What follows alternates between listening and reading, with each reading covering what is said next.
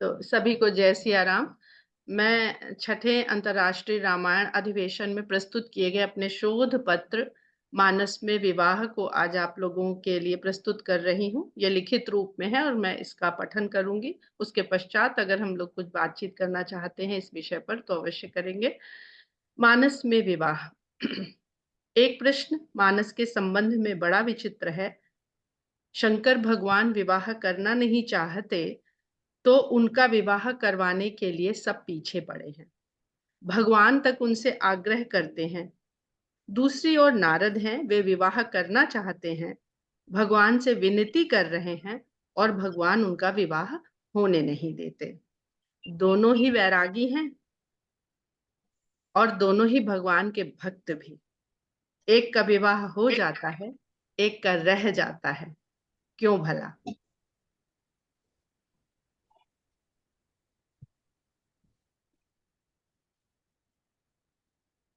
मानस की संपूर्ण कथा ही काम और अहंकार के दोषों से मुक्त होने का मार्ग दिखाने वाली कथा है। विवाह क्या है, इसके आगे पीछे भीतर बाहर काम और अहंकार की क्या भूमिका है, इसे ही हम आज समझने का प्रयास करेंगे। शिव पार्वती विवाह प्रसंग हम सबसे पहले लेते हैं। इस विवाह में रूप सौंदर्य गौड़ है, प्रेम की प्रधानता है, काम का समावेश ही नहीं है। विवेक है, श्रद्धा है, विश्वास है, जगत कल्याण की भावना है। इस विवाह की परिणति संपूर्णता को प्राप्त होती है और संसार को अर्धनारीश्वर का स्वरूप मिलता है। नारद प्रसंग। रूप सौंदर्य का आकर्षण है, विश्व मोहिनी का सौंदर्य और उसे वर्ण करने वाला व्यक्ति त्रिलोक का स्वामी होगा। इन तथ्यों ने नारद में विवाह की इच्छा पैदा की है, अर्थात काम भी है, कामना भी है और लोभ भी। लोभ की प्रधानता के कारण मोह पैदा होता है और मोह से क्रोध की उत्पत्ति होती है। क्रोध से बुद्धि का क्षरण होता है, विवेक नष्ट होता है और नारद अपने इष्ट को ही शाप दे देते हैं। तीसरा प्रसंग है राम सीता का विवाह प्रसंग। इस विवाह में सौंदर्य की पराकाष्ठा है। राम सीता दोनों में सौंदर्य की सीमा व्याप्त है। इस सौंदर्य के प्रति आकर्षण भी है और निष्काम प्रेम भी, कुल मर्यादा भी, बड़ों की आज्ञा पालन और ईश्वर की इच्छा के प्रति समर्पण भी, वंश, राज्य, परिवार, संसार, सबके प्रति कर्तव्य बोध भी, निर्वहन भी, त्याग की पराकाष्ठा, जगत कल्याण के लिए दंपति के रूप में पूर्ण त्याग कर सकने का सामर्थ्य भी। म्यूट रखिए प्लीज। कालिंदी पांडे जी, म्यूट करिए, म्यूट कर लीजिए, रिकॉर्डिंग हो रही है, डिस्टरबेंस आता है। मानस के अनुसार विवाह का वास्तविक स्वरूप स्वार्थ नहीं, परमार्थ और केवल परमार्थ है, वह भी कभी न मिटने वाली प्रेम की संपूर्णता के साथ। यूं तो बहुत संक्षिप्त रूप से बालकांड में रावण और उसके द्वारा अपने दोनों भाइयों के विवाह का भी वर्णन किया गया है। हर्षित भयउ नारी भली पाई, पुनि दो बंधु ब्याहे से जाई। बालकांड दोहा संख्या 178 की चौथी चौपाई। और शूर्पणखा ने भी विवाह की इच्छा को प्रकट किया है, जिसका मानस में उल्लेख किया गया है। तुम सम पुरुष नमो सम नारी, ये हम लोग को आगे अरण्य कांड में पढ़ने को मिलेगा। किंतु गोस्वामी जी ने विवाह के वर्णन में बड़ा ही सुंदर निर्णय लिया है। उन्होंने किसी भी आसुरी प्रवृत्ति के व्यक्ति के विवाह का वर्णन तक नहीं किया है। यह भी गूढ़ार्थ है विवाह के प्रसंगों का। आसुरी प्रवृत्ति का विवाह वर्णन के भी योग्य नहीं है। अतः विवाह में इस प्रकार की वृत्ति प्रवृत्ति से दूर ही रहना चाहिए। आज के इस विवाह के लिए मैंने मानस से मुख्यतः 3 प्रसंग लिए हैं: शिव पार्वती प्रसंग, नारद प्रसंग और राम सीता विवाह प्रसंग। विवाह की इच्छा और स्वयंवर का आयोजन इस प्रसंग के मुख्य केंद्र हैं। पार्वती और शंकर के विवाह में पार्वती की स्वयं की इच्छा ही सर्वोपरि है और किसी भी तरह के स्वयंवर आयोजन से मुक्त है। ये मानस में वर्णित प्रथम विवाह है। इस विवाह की पृष्ठभूमि है सती और शंकर का विछोह। राम के अवतार से पहले दो दो विवाहों का बखान क्यों? यह पृष्ठभूमि है हमारे हृदय में अवतरण लायक भूमि बनाने की, जिसमें राम के चरित का अवतरण हो सके, राम का अवतरण हो सके। हमारी बुद्धि जो दक्षता और श्रेष्ठता के भाव से भरी हुई है, इसी कारण तर्क वितर्क, शंका, संशय से घिरी रहती है। ऐसी बुद्धि को समाप्त कर एक ऐसी बुद्धि में विकसित करना है जो पार्वती है, जो स्वयं को दक्ष सुता नहीं, शैल सुता मानती है। शैल अर्थात पर्वत, जिसका अर्थ है जड़। यहाँ पर जड़ का अर्थ मूर्खता नहीं, अज्ञानता है। जिसमें अपनी दक्षता का भाव नहीं होगा, वही बुद्धि कुछ ग्रहण करने योग्य होती है, वही बुद्धि जानने सीखने योग्य होती है। सती का पार्वती के रूप में जन्म लेना जिज्ञासा के शंकालुपने से छूटकर श्रद्धालुपने को प्राप्त करने की अवस्था है। श्रद्धा और विश्वास का मेल ही मानस में शिव पार्वती के विवाह का द्योतक है। इनके मेल के बिना कोई सिद्ध जन भी अपने हृदय में ईश्वर का संपूर्ण स्वरूप, जो सीताराम स्वरूप है, का दर्शन नहीं कर सकता। गोस्वामी जी ने मानस के आरंभ में ही इसका उल्लेख कर दिया है। भवानी शंकरो वंदे श्रद्धा विश्वास रूपिणो, याभ्याम विना न पश्यन्ति सिद्धाः स्वान्तः स्थमेश्वरम। शिव सती प्रसंग क्या समझाता है? यह भी दंपति हैं जिनके विवाह के विषय में गोस्वामी जी ने लिखा है, पंच कहे शिव सती विवाही, पुनि अवडेरी मरायन हिताही। हालांकि ये चौपाई सप्तऋषियों के द्वारा पार्वती की परीक्षा लेने हेतु है, जो शंकर के कहने से ही आए हैं, परंतु शंकर को पार्वती के प्रेम, विश्वास और बुद्धि की परीक्षा की आवश्यकता क्यों है, ये भी समझने योग्य बात है। सती और शंकर का दाम्पत्य टूटा था शंका, दक्षता के भाव, अविश्वास, असत भाषण और छल पूर्ण व्यवहार के कारण। सांसारिक भाव इस प्रसंग का क्या कहता है? पिता दक्ष की पुत्री दक्ष सुता, जिसे अपने पिता के गुण दोष स्वाभाविक रूप से प्राप्त हैं, उसे अपनी दक्षता का बोध है, पिता की महत्ता को जानती है, महत्ता को समझना उसका स्वभाव है, इसलिए पति की महत्ता से भी अनभिज्ञ नहीं है। ये उसे स्वयं के श्रेष्ठ होने के भाव से भर देता है, अर्थात वो अहंकार से भर जाती है। ये अहंकार ही हर दोष विकार का मूल है। सती भी इसके चंगुल में फंस जाती हैं। प्रपंच, छल, अविश्वास, असत आदि का शिकार हो जाती हैं। यही दोष उनके दाम्पत्य के अंत का कारण बनते हैं। किसी भी वैवाहिक रिश्ते में दरार डालने के लिए ये तत्व पर्याप्त है। आध्यात्मिक भाव क्या है इस प्रसंग का?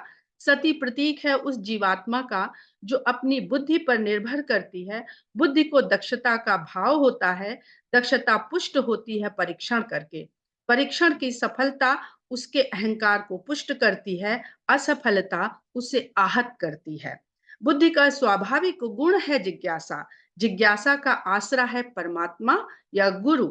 ऐसी जिज्ञासु बुद्धि शिष्य स्वरूप है। शिष्य का कर्तव्य है गुरु पर पूर्ण आस्था, विश्वास और समर्पण।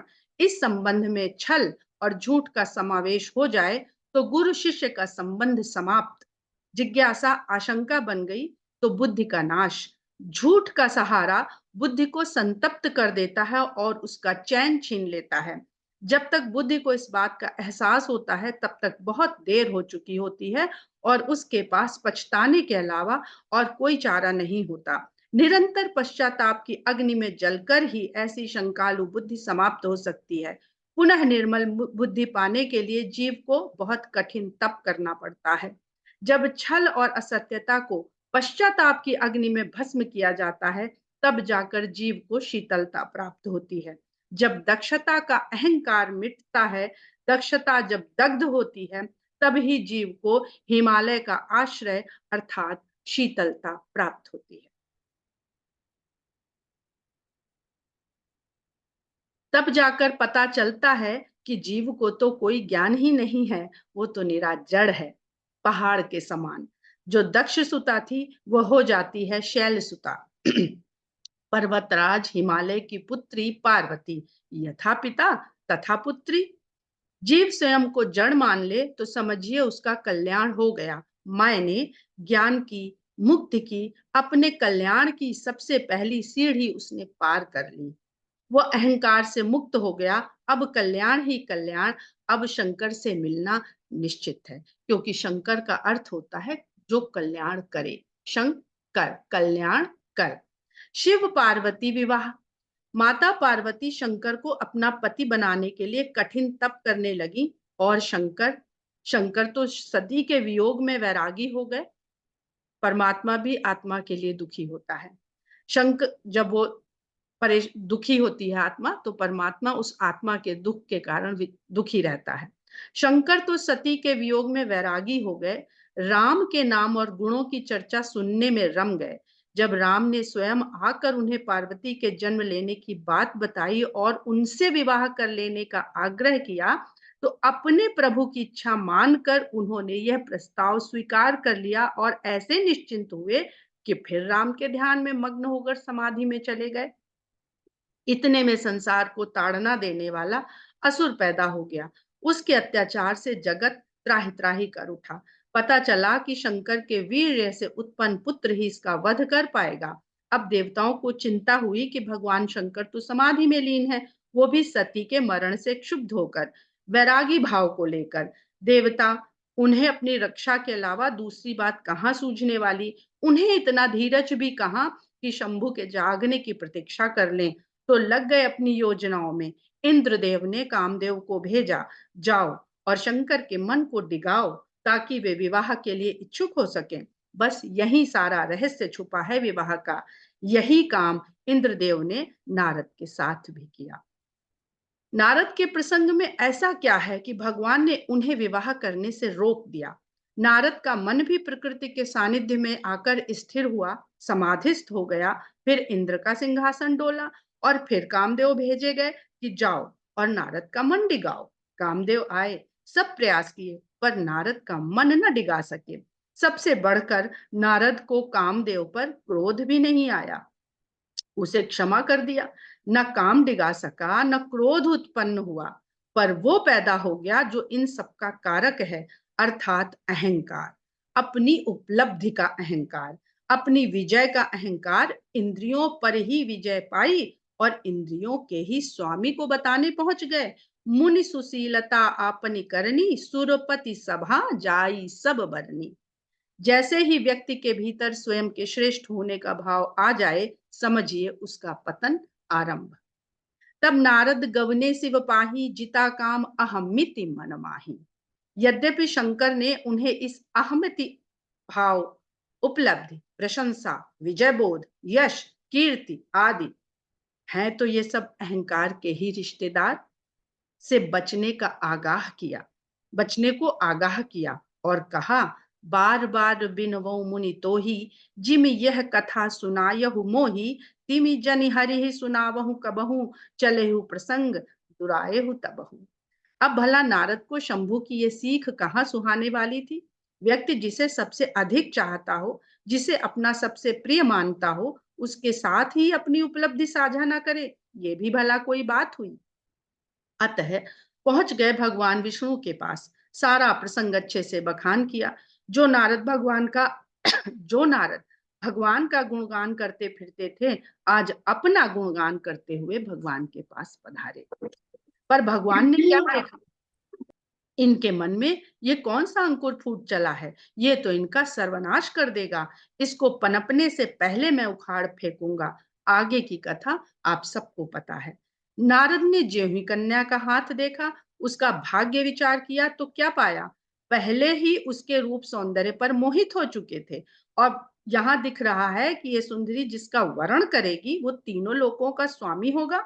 अब अहंकार ने जीती हुई कामना को फिर से पैदा कर दिया, क्योंकि उन्होंने काम को भस्म नहीं किया था, समाप्त नहीं किया था शंकर की भांति। काम को भस्म करने की सामर्थ्य केवल शंकर के पास है। अब अहंकार ने जीती हुई कामना को फिर पैदा कर दिया। कामना की प्रवृत्ति ने नारद जैसे ज्ञानी की बुद्धि हर ली। कन्या का स्वामी तो तीनों लोकों का स्वामी है ही, ये नारद देख न सके, न जान सके, क्योंकि उनके मन पर उस कामदेव ने कब्जा कर लिया था जिसे वो जीत चुके थे। बस उसने अपना रूप बदल लिया था। अब अहंकार के कारण न केवल काम बल्कि लोभ, तीनों लोक की सत्ता का लोभ, और ये इच्छा पूरी न हो पाने के कारण अति क्रोध की अवस्था, ऐसी कि अपने प्रिय को ही शाप दे बैठे। अहंकार के छोटे से अंकुर ने जरा देर में काम, लोभ, मोह, क्रोध सबका प्रपंच फैलाकर फंसा लिया। पर उनके भगवान नारायण ने उन्हें बचा लिया, उन्हें विवाह नहीं करने दिया। अर्थात जिस विवाह की इच्छा के मूल में आकर्षण, सौंदर्य, लोभ आदि हो, वो विवाह न आपका कल्याण करेगा न संसार का। नारद विश्व मोहिनी के रूप पर मोहित हो गए, और जानते हुए भी कि तीनों लोकों के स्वामी उनके ही स्वामी हैं, तब भी भगवान से उन्हीं का रूप मांग बैठे। जबकि पार्वती शंकर के भयंकर रूप को जानकर भी विवाह के निर्णय से विचलित नहीं हुई थी।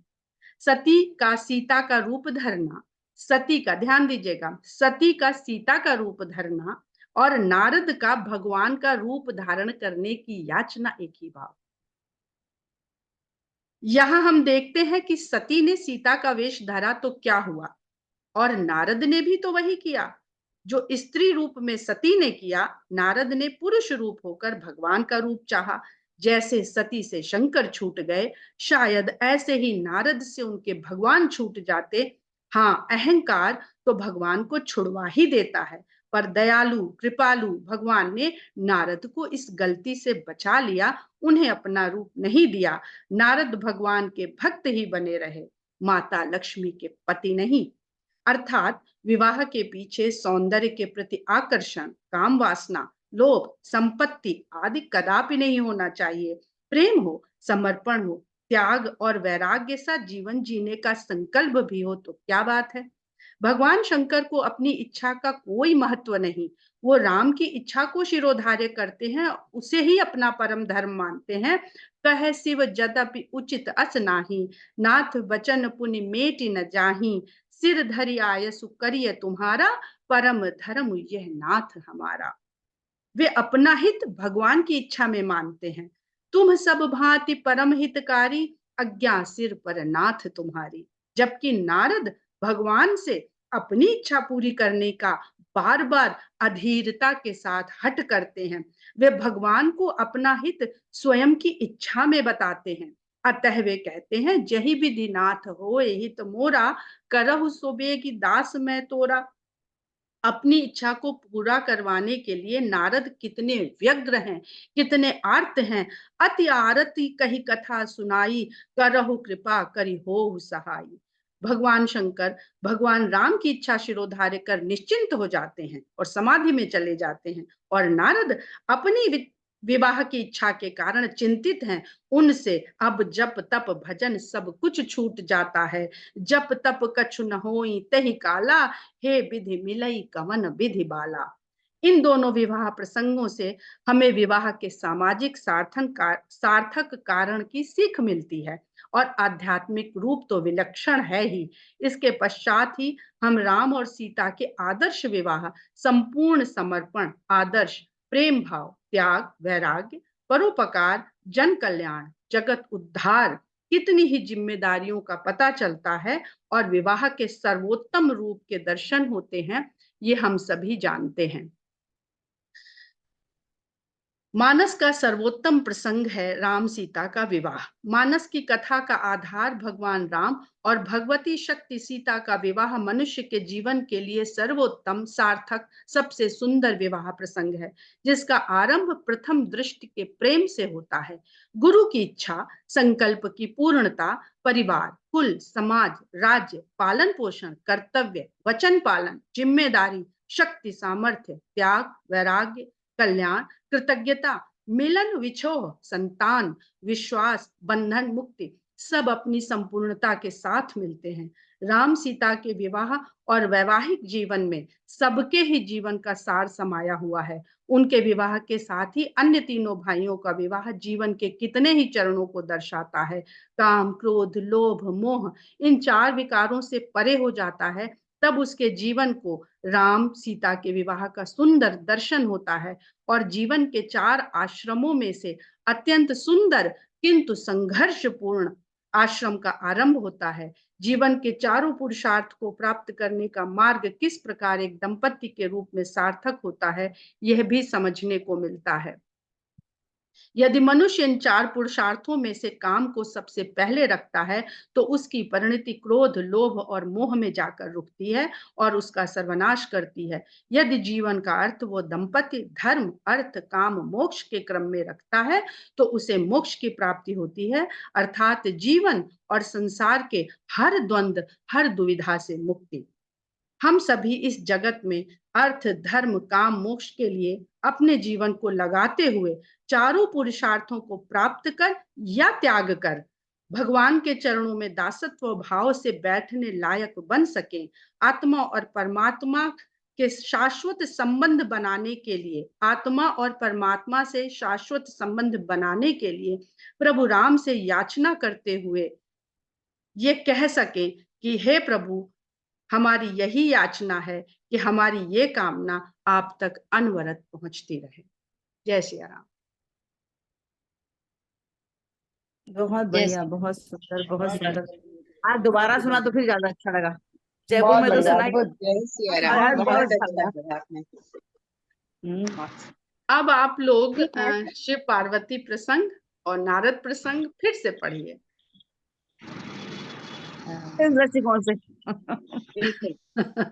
फिर से पढ़िए और उसका आनंद देखिए अब कितना आएगा। अब दूसरे ढंग से इसको सोच विचार चलेगी, दूसरे भाव आएंगे। ये सही बात है। जब हम पढ़ेंगे तभी हमें पृष्ठभूमि समझ में आएगी कि क्यों हम पहले इसको बता के तब भगवान का विवाह देख रहे हैं। जी जी, हाँ। कारण क्या है कि राम कारण की अभी राम की जन्म की इच्छा भी मनु महाराज ने नहीं करी है जब तक शिव पार्वती का विवाह नहीं हो गया। और शिव पार्वती के विवाह के बाद नारद जी का प्रसंग आ जाता है। तो क्यों गोस्वामी जी ऐसा लिख रहे हैं? क्योंकि कथा लिखने का तो सीधा एक यहाँ कथाकार बैठे हुए हैं, वो जानते हैं कि कहानी कैसे शुरू करी जाती है।